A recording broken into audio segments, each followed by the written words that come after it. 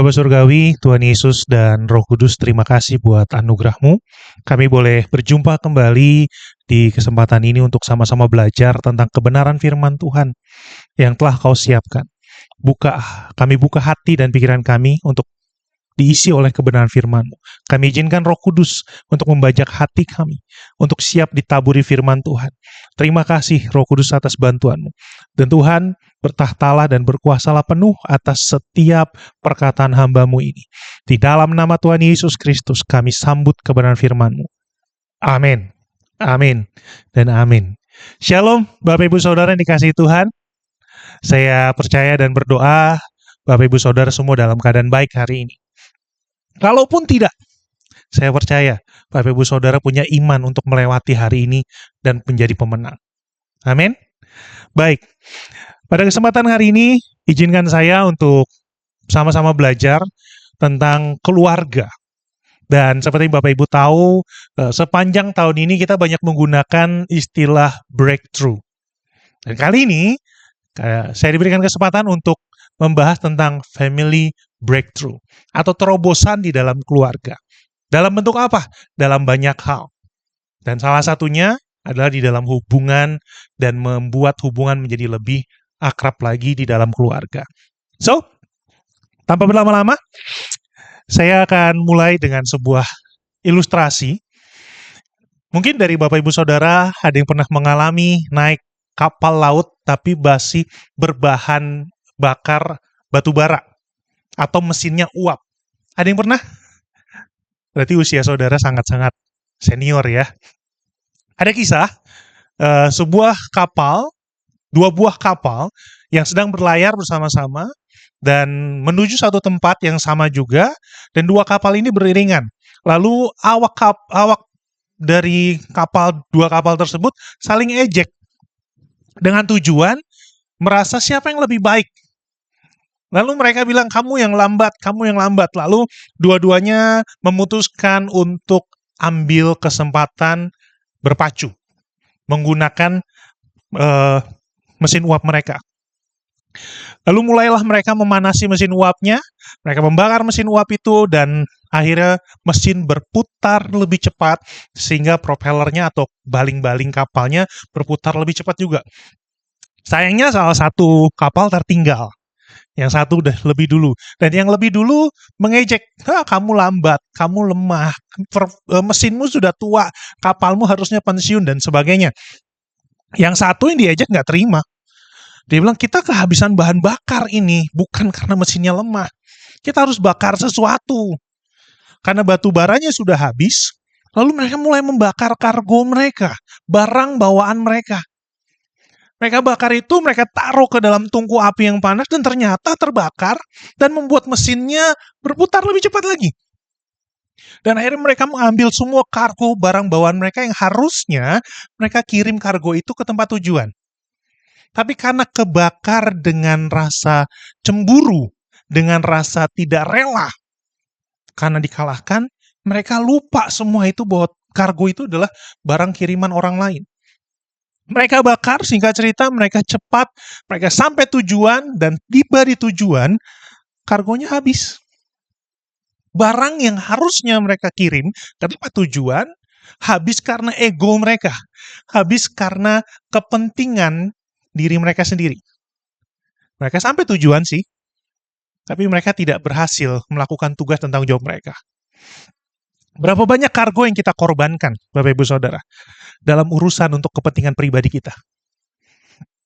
Berapa banyak orang yang tidak pernah sampai tujuan gara-gara agresivitas kita, yang kompetitif, yang nggak peduli sama perasaan orang, yang maunya menang sendiri, yang penting saya, orang lain nomor sekian. Berapa banyak kepentingan keluarga kita korbankan demi kepentingan pribadi. Dan kita pertaruhkan itu semua, dan penyesalan datangnya selalu terlambat. Betul nggak? Dan pada saat hal yang baik ini, kita akan bahas tentang persoalan itu. Kita akan bahas bahwa di dalam keluarga itu banyak masalah. Bahwa every family has problems. Keluarga, semua keluarga, nggak ada satupun yang tidak punya masalah. Ya. Keluarga itu rumit, Bapak Ibu Saudara. Bukan nakut-nakutin buat teman-teman yang belum berkeluarga. Tapi kenyataannya keluarga itu nggak ada yang sempurna. Nggak ada keluarga yang tidak punya masalah. Oh, kalau ada keluarga yang tidak punya masalah, hebat banget ya. Kita semua, bahkan secara pribadi, sangat mungkin membuat kesalahan, menyakiti orang lain, bikin kecewa keluarga kita, ya, bikin kecewa anak, suami, istri, atau orang tua. Sangat mungkin. Kita nggak bisa mengelak itu. Kita semua juga bahkan pernah disakiti. Dikecewakan orang tua, disakiti sama pasangan, dikecewakan sama anak, dan sebagainya. Itu adalah isi dari keluarga. Namun, Tuhan Yesus menciptakan keluarga itu untuk dinikmati, untuk memberikan kita kasih sayang, untuk mempunyai rasa dimiliki, dan membangun memori bersama dengan keluarga. Dan membangun kebiasaan, sarapan bareng, jalan-jalan bareng, nyuci baju bareng. Merasa nyaman di rumah mungkin walaupun rumahnya nggak terlalu bagus, tapi karena itu rumah, itu keluarga, nyaman. Keluarga harusnya seperti itu. Ada kasih sayang, ada waktu yang berkualitas. Ya. Tapi kalau keluarga kita gagal memenuhi semua itu, kita akan memiliki rasa kehilangan. Ada rasa kosong di sini. Nggak dapet ya. Kok nggak seperti, nah kita mulai bandingkan. Kok nggak seperti keluarga A ya? Kok nggak seperti keluarga B ya? Mereka bisa begini, mereka bisa begitu. Kok keluargaku? Akhirnya masalah yang tadinya bisa kita pikul, karena kita membandingkan, akhirnya menekan lebih banyak, sampai akhirnya fisik kita menjadi lemah. Karena mental kita izinkan diserang oleh perkataan kita sendiri. Meskipun setiap keluarga memiliki masalahnya masing-masing, ada yang masalahnya ringan, ada yang masalahnya besar, ya. Itu relatif. Buat kita bisa ngelihat, oh masalah dia mah ringan, masalah saya lebih besar. Buat kita mungkin ringan, tapi buat orang yang ngalamin, masalah ringan itu adalah berat buat mereka. Jadi masalah itu relatif ya, nggak bisa diukur berdasarkan diri sendiri. Tapi yang penting adalah gini, bagaimana sikap kita menghadapi masalah itu lebih penting daripada berapa besar masalahnya. Ada orang menghadapi masalah yang mungkin nggak terlalu besar, tetapi dia stressful, dia nggak bisa melakukan banyak hal. Kenapa? Buat dia itu masalahnya sangat-sangat sulit untuk dihadapi. Bukan karena masalahnya sulit sebetulnya, tapi karena dia nggak mau mencoba untuk menghadapi. Mentalnya udah down duluan. Jadi sikap kita lebih penting daripada seberapa besar masalah ini. Dan kenyataannya adalah gini, ini kenyataan yang tidak enak, tapi kita adalah bagian dari masalah dalam keluarga kita. Tapi kenyataan yang baiknya adalah kita adalah bagian dari solusi dalam keluarga kita. Nah ini dua-duanya kita harus percayai. Kita jangan cuma merasa, ya aku sumber masalah, aku nih anak yang bikin susah orang tua, aku nih orang tua yang gak bertanggung jawab, aku nih suami yang gak bisa sayangin istri, aku nih istri yang gak bisa masak. No. Itu mungkin terjadi, tapi kita juga di sisi yang lain, kita adalah solusi terhadap masalah tersebut. Jangan salah paham. Kita memiliki pilihan. Ada dua pilihan, saudaraku. Yang pertama, apakah kita menginginkan punya keluarga yang penuh kasih sayang, saling support satu sama lain, tahu bagaimana bergaul akrab, memperlakukan anggota keluarga kita? Kita bisa pilih yang pertama. Atau yang kedua, kita ingin terus dalam perasaan sakit hati, kesel, sumbu pendek, emosi, maunya marah aja. Ya. Burung nyanyi depan rumah kita maki-maki. Enggak lagi setel lagu dangdut kita emosi, mau matiin listriknya. Kita sensitif. Dan akhirnya membuat apa? Komunikasi terputus, baik kepada anggota keluarga maupun masyarakat. Mau pilih yang mana? Nah, puji Tuhan, saya tahu Bapak Ibu mau pilih yang pertama.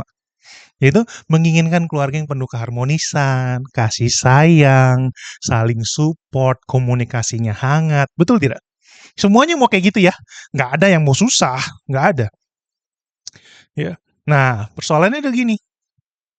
Gimana mengalami breakthrough dalam family kita, dalam keluarga kita. Bagaimana keluarga kita mempunyai yang pertama tadi, ada kasih sayang, keharmonisan, saling dukung, mengasihi, support, mendoakan.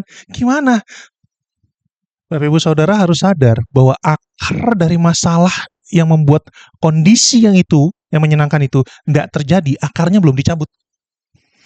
Nah, izinkan saya untuk membagikan kepada Bapak Ibu Saudara mencabut akar-akar ini. Ya, akarnya ada berapa? Akarnya saya rangkum ada 6. Akar yang menyebabkan breakthrough dalam family sulit untuk terjadi.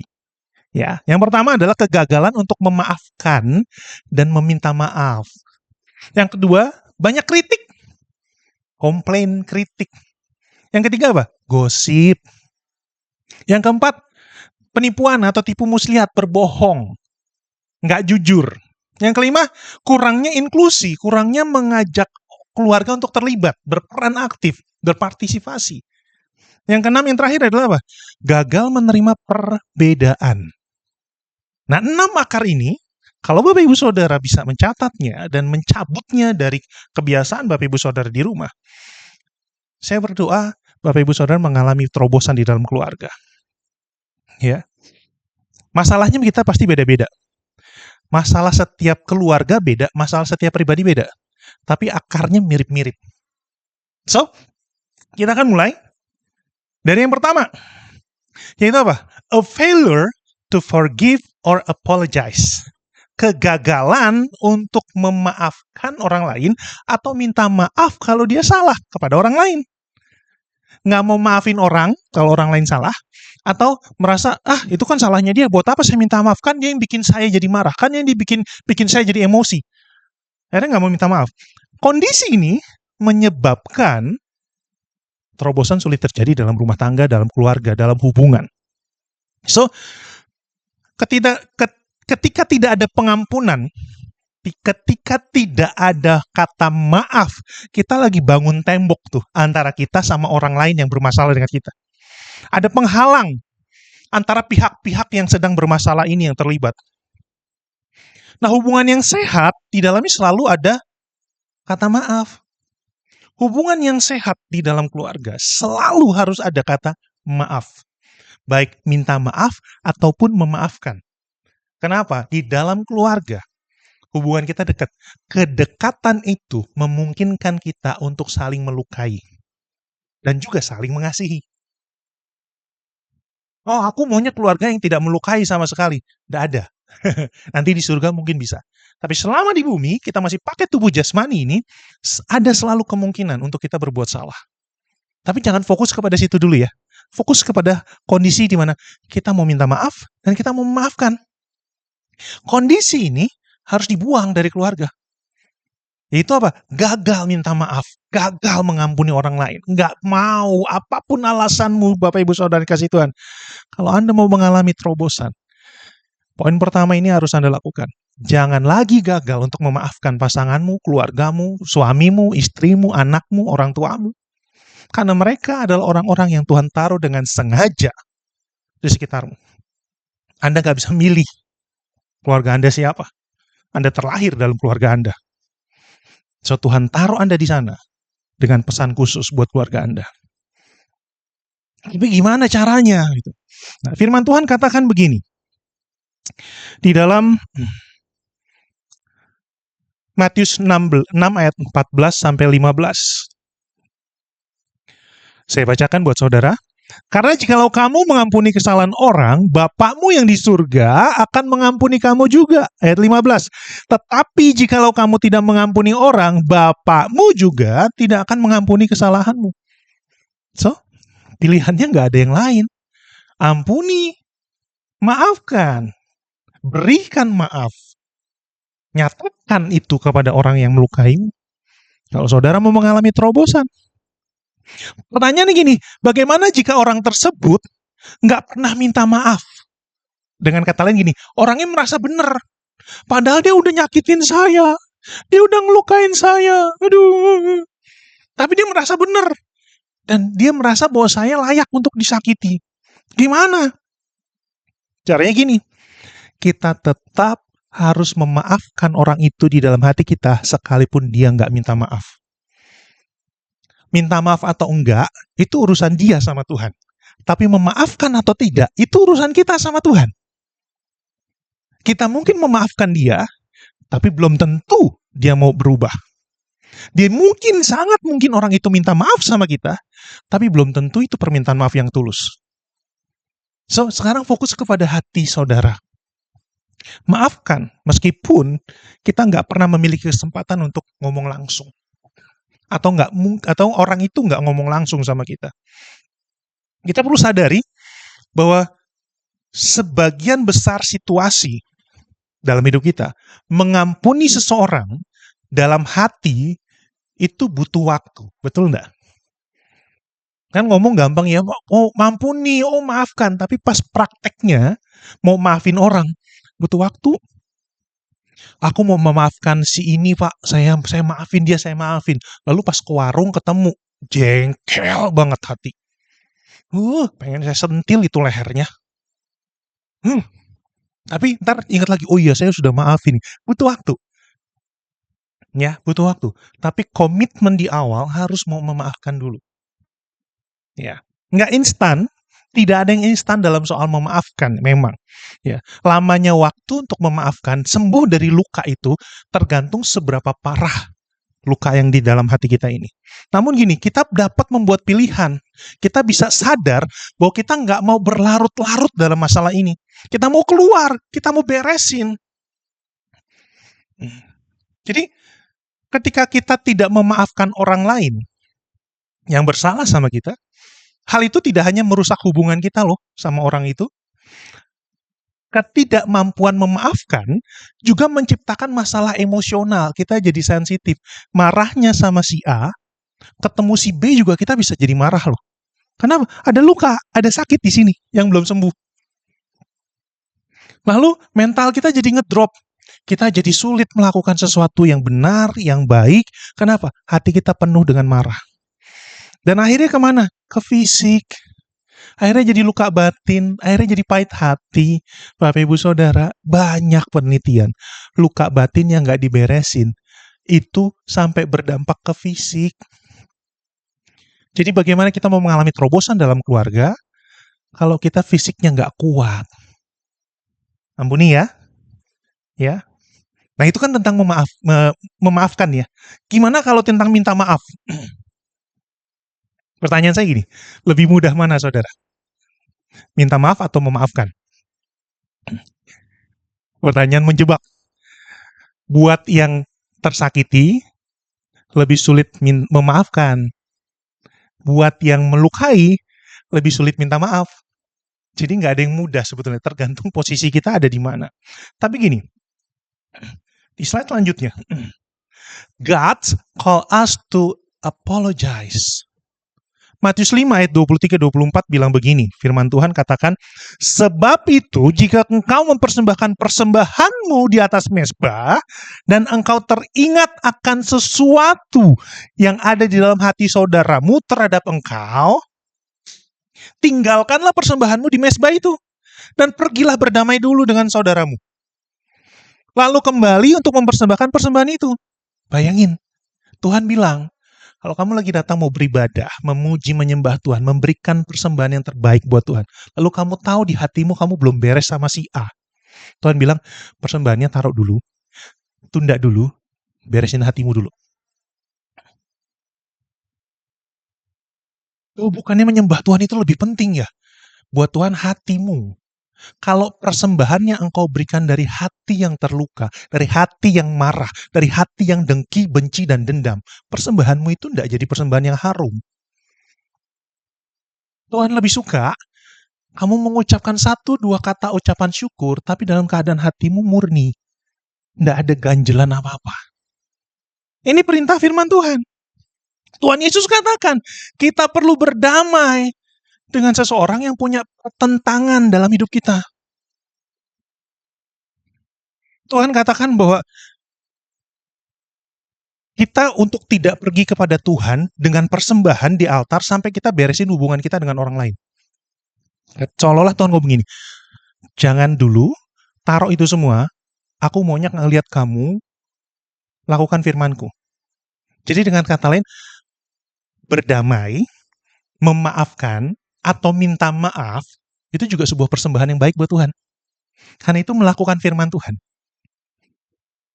Jadi bukan cuma menyembah, memuji, berbahasa roh, itu bagus, itu Tuhan suka. Tapi Tuhan mau itu datang dari hati yang tulus, yang tidak ada tekanan. Dengan kata lain gini, kita perlu datang kalau kita bersalah sama orang lain, minta maaf dengan tulus. Usahakan perbaiki hubungan kita dengan orang tersebut. Jangan ulangi kesalahannya. Orang-orang terkasih dalam hidup kita, bisa suami, bisa istri, anak, orang tua, atau anggota keluarga yang lain. Orang-orang terkasih adalah orang-orang yang paling sering kita sakiti. Kenapa? Setiap hari ketemu, jarang sekali jauh gitu ya. Kedekatan membuat kita ada gesekan, ada friksi. Dan itu wajar. Oleh sebab itu apa? Kita harus mulai berusaha membangun hubungan di dalam rumah. Kenapa? Karena tanpa usaha aja kita bisa nyakitin mereka loh. Tanpa berbuat apa-apa, kita bisa ngelukain pasangan kita bisa ngelukain anak, kita bisa ngelukain orang tua. Tanpa berbuat apa-apa. Bayangin kalau kita nggak berjuang menjaga hubungan ini, lukanya berapa banyak. So, kita harus fight.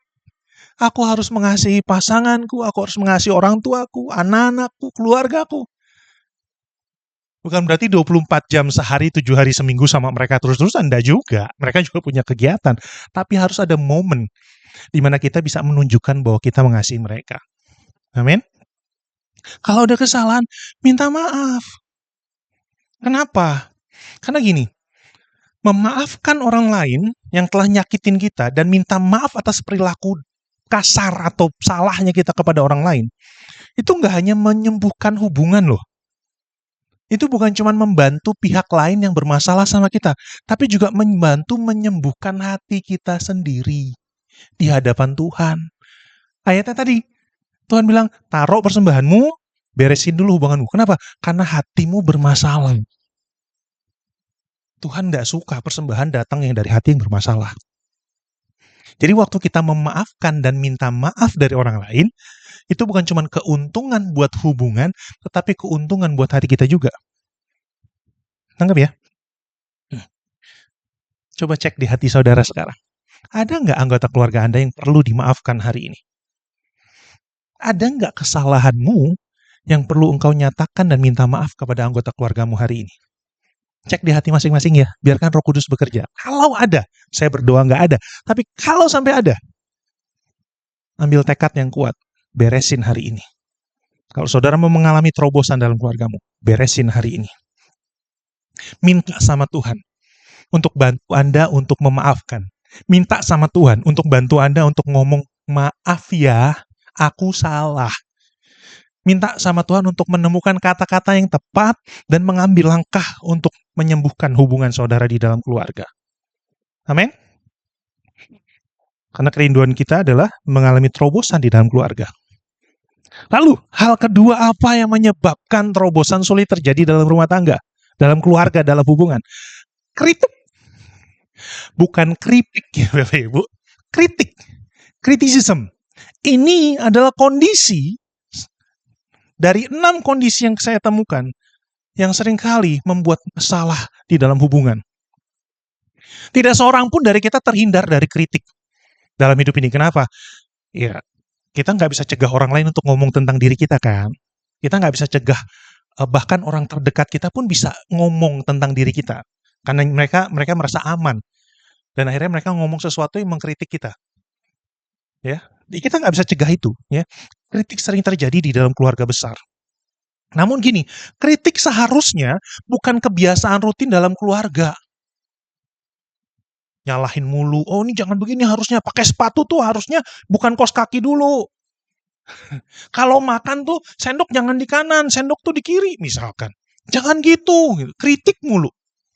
Kalau naruh handuk tuh jangan di bangku. Naruh gayung juga, ya. Ada yang keluarga gayung terbuka atau tertutup di sini? Pasta gigi. Kalau mencet pasta gigi itu dari bawah. Ada keluarga pencet pasta gigi di bawah, ada keluarga pencet pasta gigi di tengah, ada yang langsung di atas. Ada yang nggak pakai pasta gigi. Ya, semoga nggak ada di antara kita. Kebiasaan ini seringkali dikritik. Karena keluarga kita harusnya itu saling sayang, saling dukung, saling memberi semangat satu sama lain. Yang awal tujuan pertamanya baik, yaitu mengajarkan yang benar, mengajarkan tindakan yang baik, jemur handuk gimana, makan bagaimana, masak seperti apa. Awalnya baik, Bapak Ibu Saudara. Tapi lama-kelamaan jadi kritik yang menghancurkan hubungan. Jadi gini, apakah kritik membantu keharmonisan dalam keluarga? Jawab jujur. Apakah kalau kita mengkritik pasangan, orang tua, anak, saudara kita, apakah kritik itu membangun hubungan kita lebih baik? Enggak, sama sekali enggak. Biasanya justru malah menciptakan hasil sebaliknya. Hubungan jadi makin keruh. Kritik membuat orang merasa sakit hati, marah, merasa nggak dihargai, yang akhirnya mengakibatkan pecahan. Hubungannya jadi jauh. So, kritik itu membuat orang menjauh dari kita. Criticism drive others away.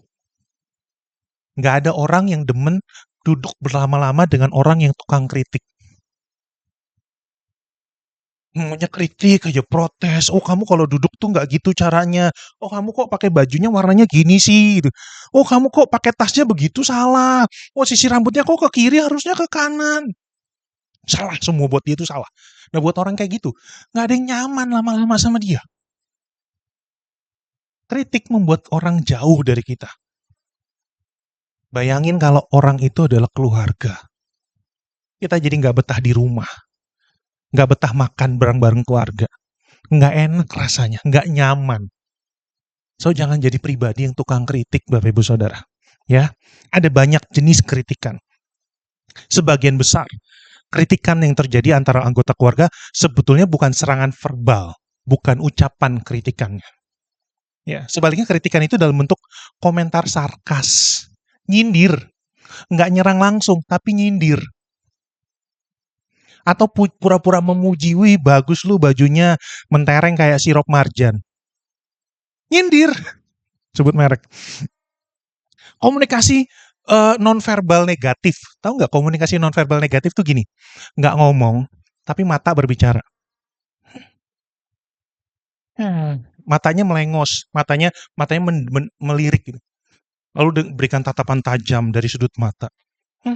Lalu ngomong dalam hati kayak film-film drama di TV itu loh. Mulutnya nutup tapi ada suaranya, di hatinya bicara. Gue juga bisa kayak gitu. Sok bagus. Kayak paling jago aja. Gue tahu baju itu beli di mana. Komplain sama orang lain tanpa ngomong. Itu sering terjadi. Dan kebiasaan itu, percayalah Bapak Ibu, kebiasaan itu nggak ada yang suka. So, berhenti jadi tukang kritik di dalam keluargamu. Itulah sebabnya kenapa mereka yang terbiasa mengkritik anggota keluarga mereka harus memahami bahwa itu membahayakan hubungan. Itu bukan membuat hubungan jadi dekat, tapi malah makin jauh. Jangan buat diri Anda menjadi orang yang dikucilkan. Kan nggak enak ya, lagi kondangan di dalam pernikahan saudara. Kita duduk sendirian, nggak ada yang mau deket. Kenapa? Mereka takut. Aduh, kalau deket sama dia ya, nanti saya diomongin, nanti saya dikomplain, nanti saya diprotes. Aduh, enggak deh. Mau ngambil kambing guling juga nggak jadi, gara-gara ada dia deket kambing guling. Nggak enak. Cuman begini, saudaraku. Bedakan antara kritik yang membangun dengan kritik yang menjatuhkan. Ada kritik yang namanya konstruktif, membangun. Ada kritik yang namanya destruktif, menghancurkan. Kritik yang membangun tuh kayak gimana? Contoh gini, Mas, tadi nadanya salah.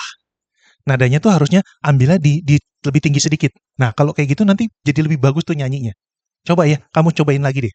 Jadi, ngasih tahu yang benar membuat orang itu jadi lebih baik. Nah, kalau kritik yang destruktif tuh gini, Mas, bisa nyanyi gak sih?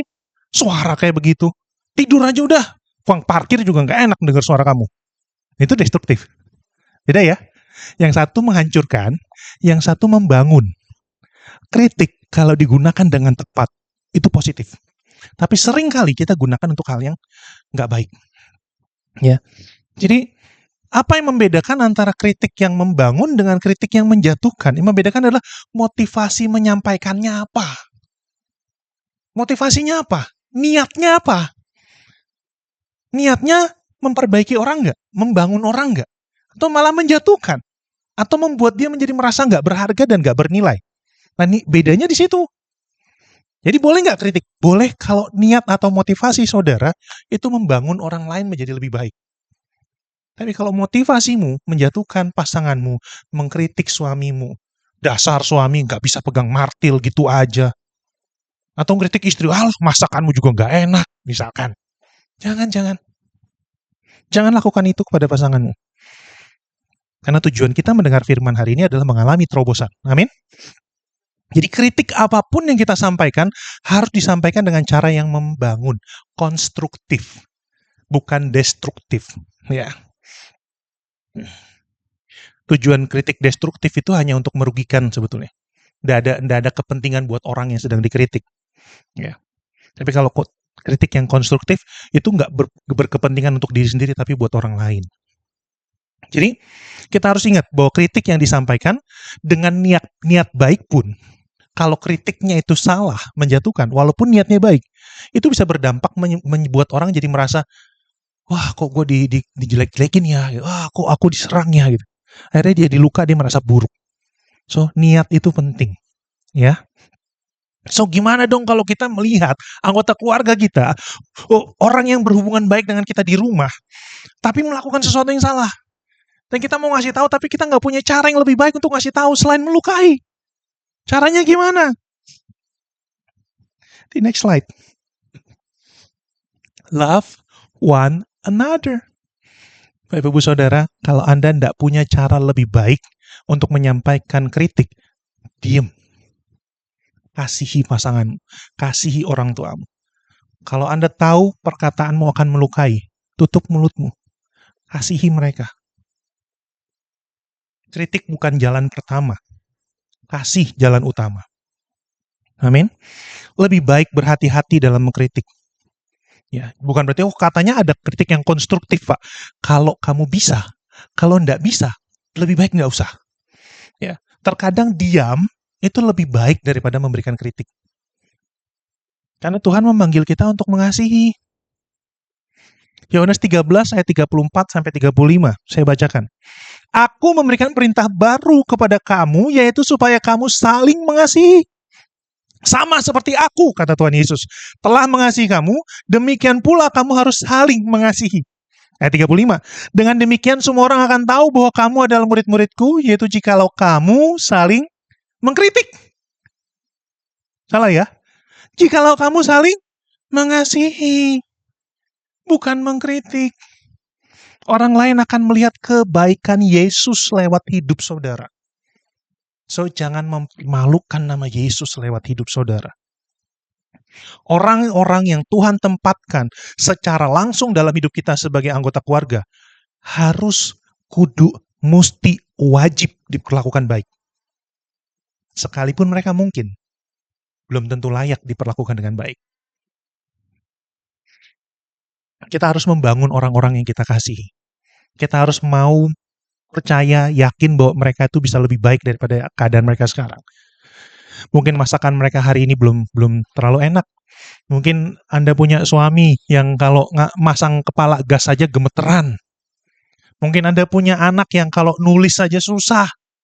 Mungkin Anda punya orang tua yang jarang bicara dengan Anda, jarang ngobrol hati ke hati.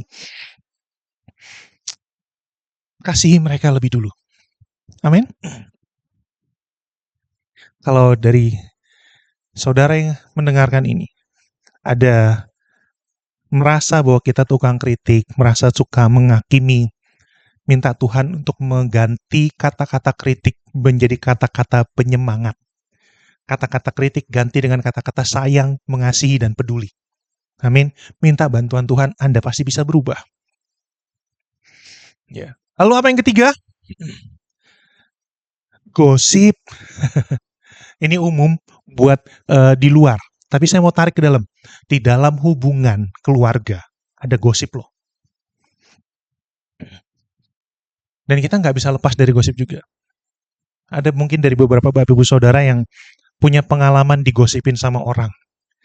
Anda melakukan sesuatu tetapi dipandang salah, lalu diceritakan hal yang nggak sepertinya, nggak seharusnya.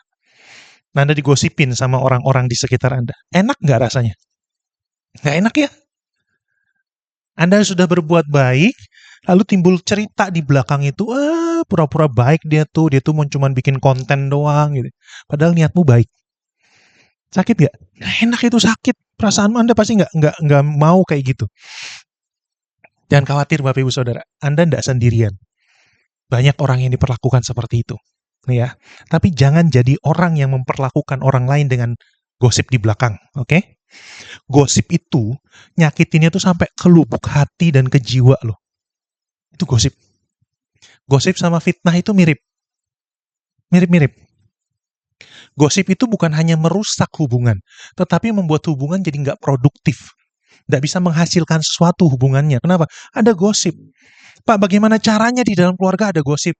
Bapak Ibu Saudara, nggak sedikit di luar sana. Istri gosipin suami kepada tetangga. Atau sebaliknya, suami nyeritain istri, kejelekan istri kepada orang lain. Istri gua loh itu, waduh, kalau masak sayur asam jadinya sayur sop. Suamiku itu loh, ya ampun, masang kepala gas aja, nggak berani. Itu gosip. Dan itu ceritanya nggak baik. Dan itu pasanganmu. Itu anggota keluargamu yang punya hubungan dengan engkau. Jangan lakukan itu. Itu membuat keluargamu tidak dapat terobosan. Tidak bisa menerobos sesuatu yang lebih baik ke depannya. So, firman Tuhan katakan apa soal gosip? Emang ada kata-kata gosip di dalam Alkitab? Wah, ini seru. Ternyata ada. Ya. Firman Tuhan katakan gini, tetapi aku berkata kepadamu, setiap kata sia-sia yang diucapkan orang harus dipertanggungjawabkannya pada hari penghakiman. Kata sia-sia itu gosip. Hati-hati. Jangan gosipin anggota keluargamu. Jangan gosipin orang yang engkau kasihi dan orang yang mengasihi engkau. Itu membuat keluargamu, membuat hubunganmu nggak bisa mengalami breakthrough. Dan kalau kita ngomong sesuatu yang sia-sia tentang orang yang sebetulnya adalah punya hubungan dengan kita, Tuhan akan tuntut minta tanggung jawab loh. Firman Tuhan yang katakan. Jadi apa dampaknya gosip di dalam keluarga tuh? Apa sih? Kan kita cuma ngomongin yang sebenarnya terjadi di rumah tangga. Iya, memang itu benar terjadi. Tetapi gini, waktu Anda ngomonginnya niatnya apa? Waktu Anda menceritakan anggota keluargamu kepada orang lain, niatnya apa? Menjatuhkan, bukan membangun. Itu merusak. Firman Tuhan katakan gini, Amsal 16 ayat 28. Orang yang curang menimbulkan tengkaran, dan seorang pemfitnah menceraikan sahabat karib.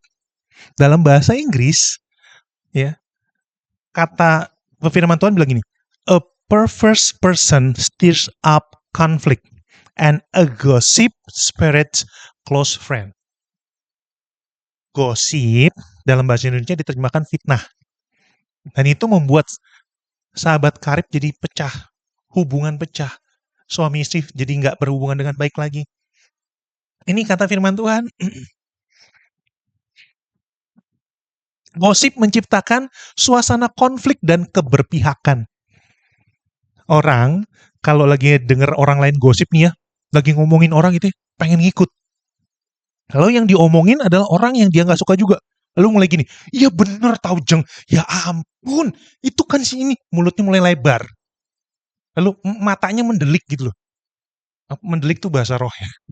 Iya ya ampun, dia tuh yang kemarin itu kan, yang pakai baju ungu kan. Dia tuh begini. Terus, lalu datang orang ketiga, keempat. Oh yang itu ya. Gosip membuat orang berpihak.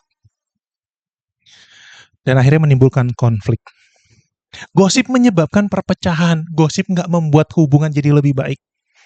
Gosip seringkali memutarbalikkan fakta. Gosip suka dilebih-lebihin, digosok makin sip.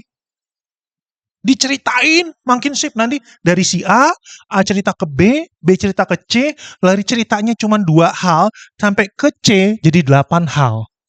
Nah, orang yang diomonginnya nggak melakukan 8, cuma melakukan 2 kesalahan. Lalu mulai dicibir, lalu mulai dipandang sebelah mata, lalu mulai diketawain, lalu mulai diacuhkan, nggak dipedulikan. Gosip hanya memperparah masalah yang sudah ada. Jangan gosipin pasanganmu, jangan gosipin orang tuamu. Jangan gosipin anak-anakmu. Mereka adalah bagian dari hidupmu. Dan itu membuat Anda menjadi sebetulnya membuat Anda dipermalukan sama orang lain juga yang dengar cerita itu. Kecenderungan orang yang tukang gosip itu adalah gini, fokus hanya kepada aib. Orang tukang gosip tuh nggak fokus sama kebaikan, nggak. Orang tukang gosip tuh nggak mau bangun orang lain, nggak. Dia maunya jatuhin. Nggak ada gosip tuh membuat orang jadi lebih baik tuh nggak ada. Tuhan menginginkan kita punya hubungan yang positif dengan orang lain. Hubungan yang baik. Sementara gosip hanya menghancurkan hubungan. Bertolak belakang. Ini yang menyebabkan terobosan tidak terjadi dalam keluarga. Lalu gimana mencegah gosip itu supaya nggak terjadi? How to handle negative talk. Gimana seharusnya kita bereaksi ketika anggota keluarga kita gosip di depan kita? Kan kita nggak bisa cegah ya. Misalkan lagi kumpul ke rumah saudara. Terus tiba-tiba ada 2 orang bergosip itu. Ngomongin orang yang lain yang nggak hadir dalam acara keluarga tersebut. Oh, dia kan begini ya, dia kan begitu ya. Kita gimana? Pasti ada pengen dengerin kan? Ada kerinduan pengen nimbrung kan? Dan kemungkinannya cuma 2. Kita ikut campur dengan apa yang sedang terjadi, atau nggak usah ikutan. Kita harus pilih komitmen untuk nggak pernah ikutan omongan yang negatif tentang orang lain. Apalagi tuh saudaramu, apalagi tuh anggota keluargamu. Efesus 4 ayat 29 bilang gini, janganlah ada perkataan kotor keluar dari mulutmu, tetapi pakailah perkataan yang baik untuk membangun. Jangan ngomong sembarangan tentang orang lain. Sekalipun itu orang memang melakukan kesalahan, jangan makin bikin tebel kesalahannya dengan gosipin orang itu kepada orang lain. Kalau kamu peduli sama orang itu, ngomong langsung 4 mata. Kasih tahu bahwa dia salah begini. Lalu kasih tahu, kamu harusnya lakukan ini. Supaya orang itu lebih baik. Berbicara tentang orang yang kita cintai di belakangnya, hanya akan menyebabkan perpecahan. Anda mengasihi siapa saat ini? Keluargamu, orang tuamu, suami, istrimu. Lalu Anda mulai ngomongin pasanganmu, keluargamu di belakangnya dengan cara yang nggak baik. Nggak akan jadi lebih baik hubungan saudara. So, mulai hari ini, lakukan tren ini. Kurangi gosip. Dalam keluarga, dalam rumah tangga. Mulai bangun hubungan yang erat dengan orang-orang yang terkasih. Kalau saudara mau mengalami terobosan dalam rumah tanggamu, dalam hubunganmu, mulailah membangun hubungan yang baik dengan orang-orang yang kau kasihi. Yang keempat, apa yang menyebabkan terobosan ini tidak terjadi dalam hidup orang-orang percaya? Deception. Apa itu deception? Deception itu kata arti langsungnya adalah penipuan. Tapi diterjemahkan bebas gini. Deception itu bohong, tipu muslihat, ngomong di depan A, di belakang B. Nggak jujur misalkan dalam keuangan. Nggak jujur soal kegiatan. Bilang sama orang tua, "Ma, aku mau belajar kelompok ya." Tahu-tahu apa? Main game. Ngomong sama suami, "Mami, aku mau ketemu sama temen di kafe ya." Tahu-tahu mancing. Ngomong sama pasanganmu A, tapi ngomong dilakukannya B. Deception yang lain adalah apa? Korupsi. Korupsi waktu, korupsi uang, korupsi perasaan. Anda mengambil jatah yang bukan punya Anda. Itu juga deception. So, kata lawan dari deception itu apa? Trust. Percaya atau kepercayaan. Trust adalah landasan yang dapat membangun hubungan menjadi tetap bertahan dalam menghadapi badai. Jika Ketika landasan itu atau trust itu terkikis karena deception itu, karena anggota keluarga kita mulai berlaku nggak jujur, mulai menipu, berbohong, ngomongnya beda-beda di depan dan di belakang. Seiringnya waktu, pondasi keluarga akan mulai goyah nih, nggak kuat. Kenapa? Karena nggak bisa dipercaya. Sementara dasar dari sebuah hubungan adalah trust, percaya. Ketika deception mulai merayap dalam keluarga, hal itu bukan cuma berdampak kepada orang yang ada dalam hubungan itu, tapi berdampak kepada generasi di bawah dia. So, hati-hati, Bapak Ibu Saudara, sikap hatimu itu menentukan generasi di bawah engkau.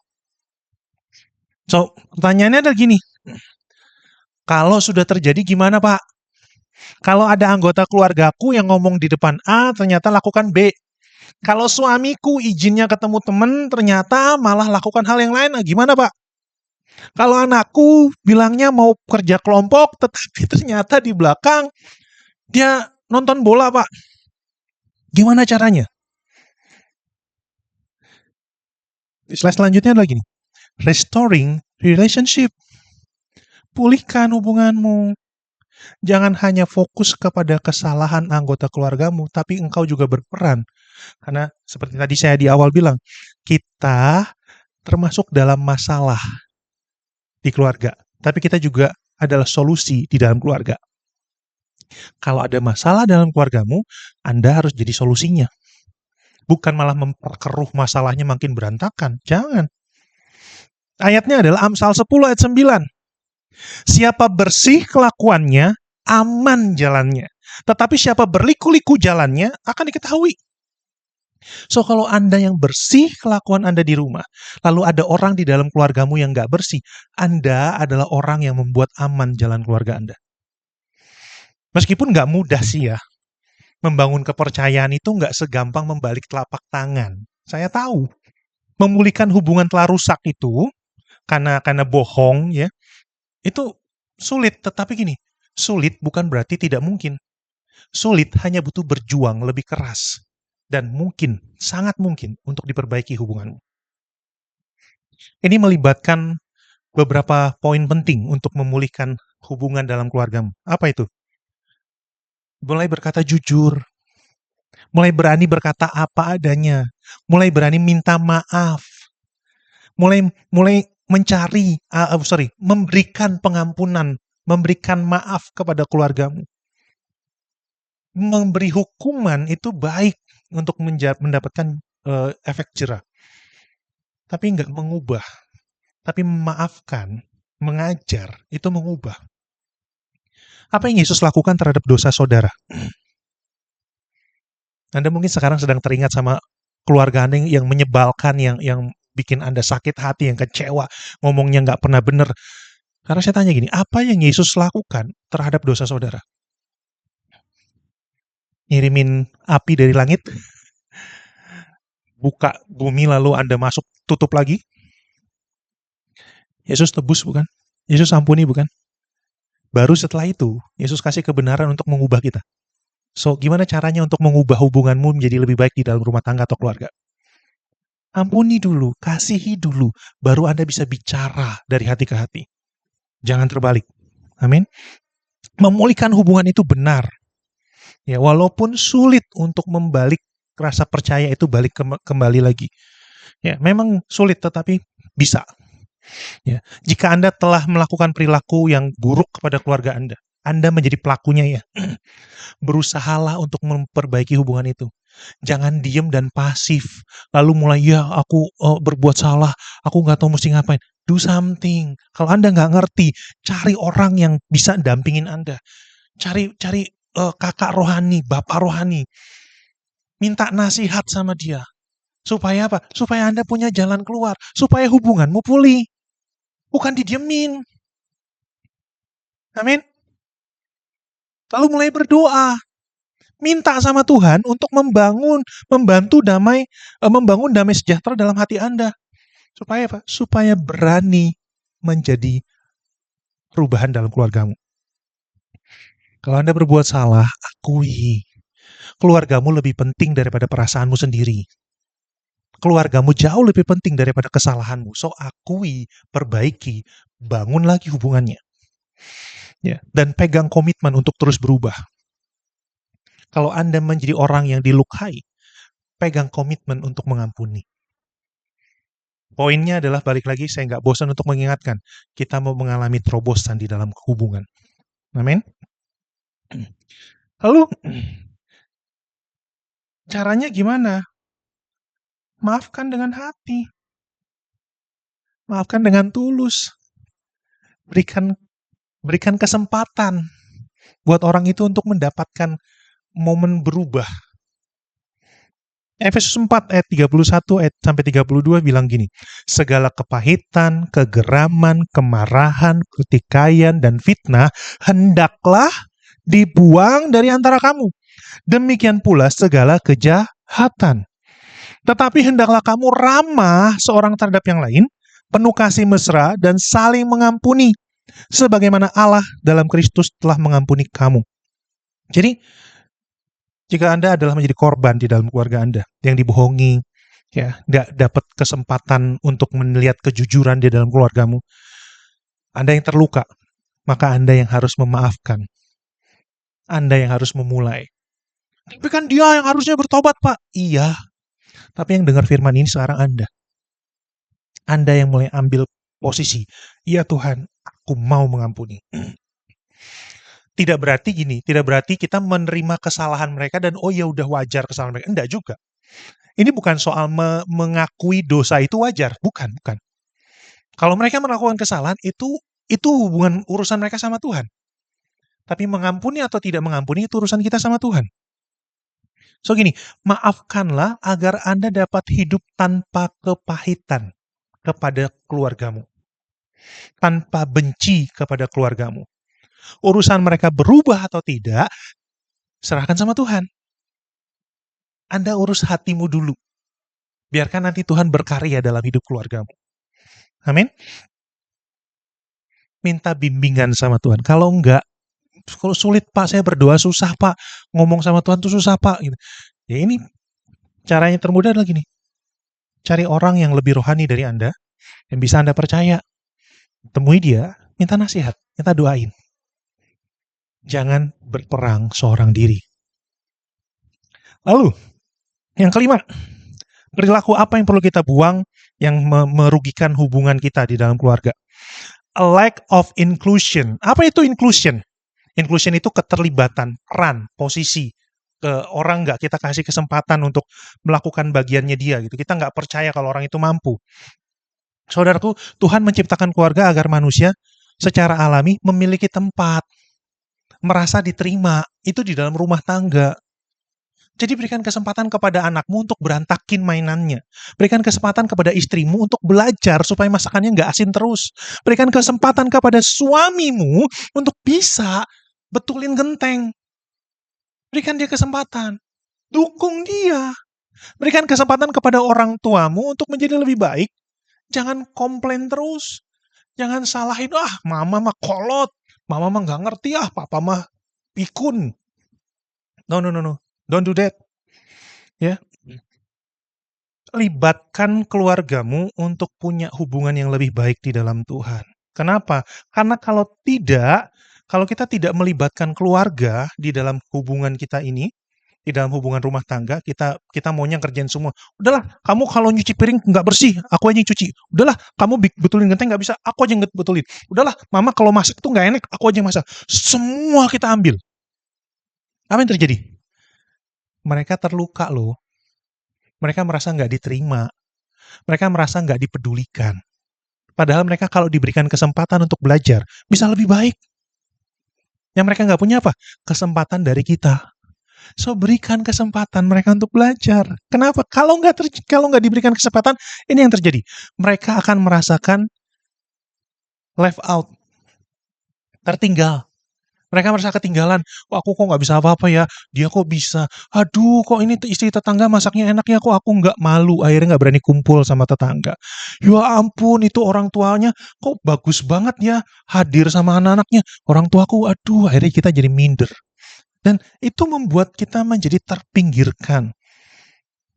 Sebagian besar orang adalah bagian dari keluarga. Nggak ada orang yang nggak bagian dari keluarga.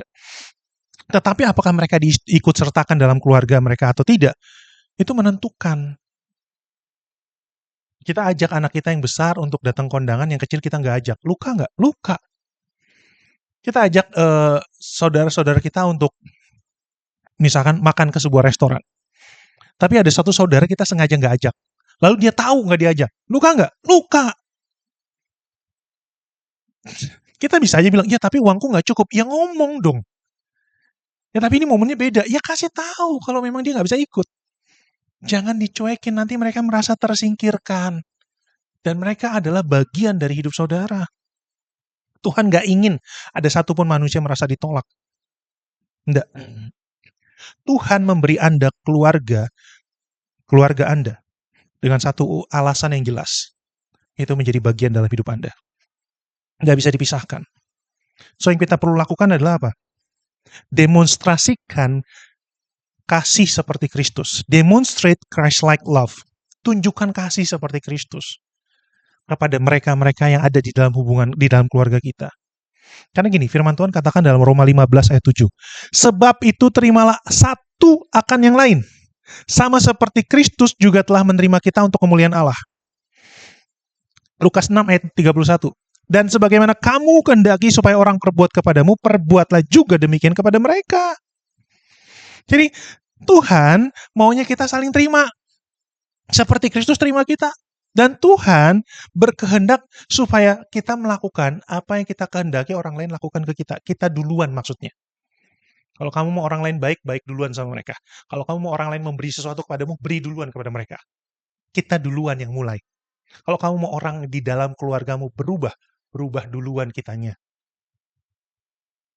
So hari ini pikirkan, gimana caranya saudara bisa lebih ramah kepada anggota di keluargamu? Gimana kamu bisa lebih mengasihi mereka? Pikirkan caranya dan mulai lakukan.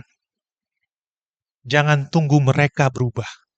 Anda duluan yang berubah. Amin. Yang terakhir, apa yang membuat terobosan sulit terjadi di dalam keluarga?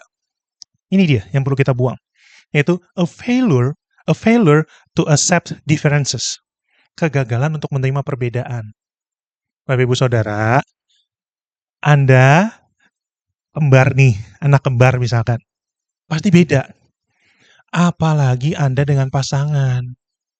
Itu bukan cuma kembar, beda banget itu. Kalau Anda nggak bisa terima perbedaan, hubungan di dalam keluarga Anda nggak bisa menjadi harmonis. Tuhan itu menciptakan semua orang unik dan istimewa. Unik. Sekalipun anak kembar, beda. Nggak ada seorang pun di planet ini seperti Anda, nggak ada. Anda ya Anda satu udah. Anda tuh langka. Anda tuh nggak ada duanya. Anda tuh cuma Anda aja. Nah kalau Anda adalah Anda, berarti suami Anda aja dirinya sendiri dong. Dia nggak mungkin harus sama dengan Anda. Dan Anda nggak harus sama dengan pasanganmu. Anda ditentukan unik dan istimewa sama Tuhan. Ya, perbedaan itu tidak boleh menjadi atau digunakan menjadi pencipta perpecahan dalam keluarga. Suamimu mungkin suka makan pedas, kamu nggak suka makan pedas, ya nggak usah diributin. Ya, anakmu misalkan sukanya mainnya bola basket, Anda bapaknya mungkin sukanya bola tendang, ya nggak usah dipaksa. Dukung, lindungi dia supaya dia bermain basket dengan benar. Ya, kita dipanggil untuk mencintai dan menerima orang-orang di sekitar kita dan mendampingi mereka mendapatkan panggilan dari Tuhan. Bukan memaksa mereka ngikutin seperti kita. Enggak. Ya. Di dalam 1 Yohanes 3 ayat 11 firman Tuhan bilang gini. Sebab inilah berita yang telah kamu dengar dari mulanya, yaitu bahwa kita harus saling mengasihi. Kita harus saling mengasihi. Dimulainya dari mana? Dari rumah.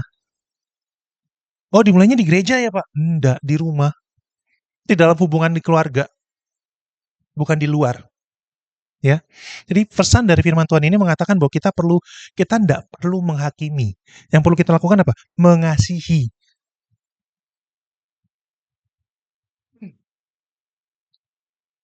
Pertanyaan terakhir selanjutnya adalah gini, gimana caranya mengasihi orang yang berbeda, Pak?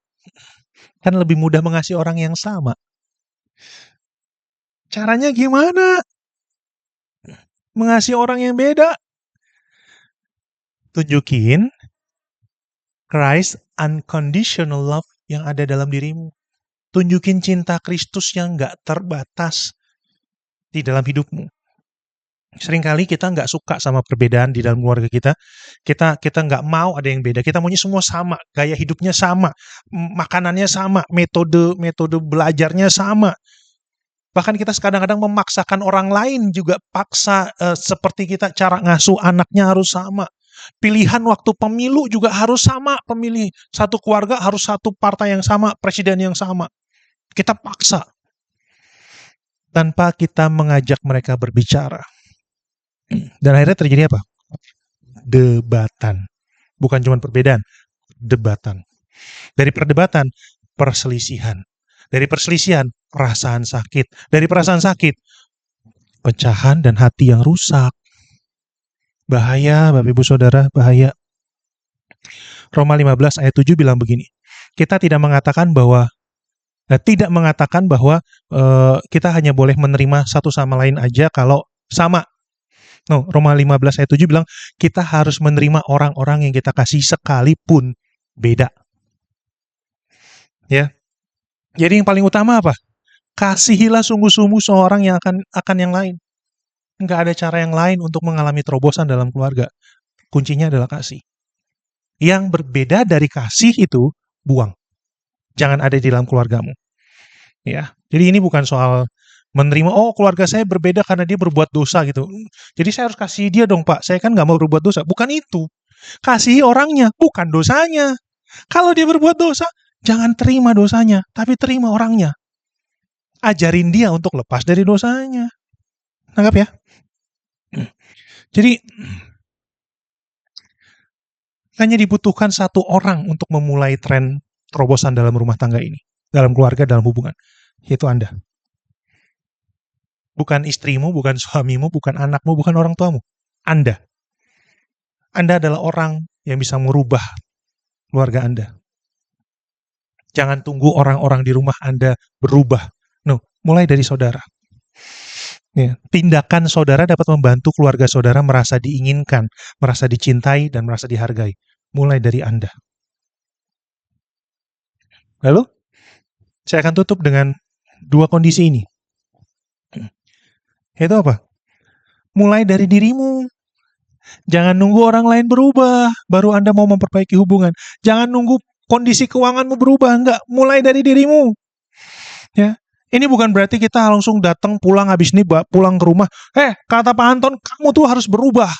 Kamu harus nurutin kata-kataku, nasihatku, kamu harus begini. Enggak gitu. Ya. Langkah pertama untuk memperbaiki sesuatu yang salah di dalam hubungan, dalam rumah tangga adalah apa? Mulai cek hati sendiri. Tuhan, salahku apa ya? Aku harus berubah gimana ya Tuhan ya? Apa yang aku harus perbaiki dan apa yang harus aku kurangi dalam hidupku? Tidak ada satupun di antara kita yang tidak pernah berbuat kesalahan atau dosa. Tidak ada. Kita pernah berbuat salah, kita pernah berbuat dosa. Apa yang Tuhan lakukan? Ampuni kan? Lalu baru dia kasih kebenarannya, dia didik kita menjadi orang dewasa di dalam firman. Lakukan hal yang sama kepada keluargamu, kepada hubungan di dalam rumahmu. Ya. Karena firman Tuhan di dalam Matius 7 ayat 22-5 bilang gini. Karena dengan penghakiman yang kamu pakai untuk menghakimi, kamu akan dihakimi, dan ukuran yang kamu pakai untuk mengukur akan diukurkan kepadamu. Mengapakah engkau melihat selumbar di mata saudaramu, sedangkan balok di dalam matamu engkau tidak lihat? Engkau tidak ketahui. Bagaimana engkau dapat berkata kepada saudaramu, biar aku keluarkan selumbar dari matamu, padahal ada balok di mata kamu. Yang ada orang itu matanya makin kelilipan. Anda nggak bisa sembuhin orang lain kalau Anda sendiri butuh disembuhin. Ayat 5, hai munafik, firman Tuhan yang ngomong bukan saya, hai orang munafik, keluarkanlah dahulu balok dari matamu, maka engkau akan dapat melihat dengan jelas untuk mengeluarkan selumbar itu dari mata saudaramu. So mulainya dari kita, dari saya, dari aku. Bukan dari dia, mereka, atau kalian. Enggak, saya. Anda dan saya. Sangat mudah untuk nunjuk orang. Kamu dulu berubah. Kamu dulu bertobat. Kamu dulu belajar. Kamu dulu lebih baik. Sangat mudah nunjuk. Sangat mudah. Tapi firman Tuhan gak pernah ngajarin gitu. Firman Tuhan beri kita kasih tahu gini. Berubah dulu. Benerin dulu matamu. Baru beresin mata saudaramu. Anda mungkin merasa gini, Pak, tapi dia yang lebih bersalah. Pak, dia yang harus bertobat lebih dulu. Dosanya banyak banget, Pak. Ya ampun, kalau ditimbang, Pak, itu neraka penuh sama dosa dia, Pak. Iya, mungkin Anda benar soal itu. Tapi darahnya sama kok, darah Yesus juga yang ngampuni. Ya. So, sekali lagi, firman Tuhan memberi kita untuk melihat diri kita sendiri dulu, berupaya memperbaiki cara kita. Jadi mulai dari diri saudara ya. Lalu yang terakhir, bringing love and healing. Jangan bawa chaos.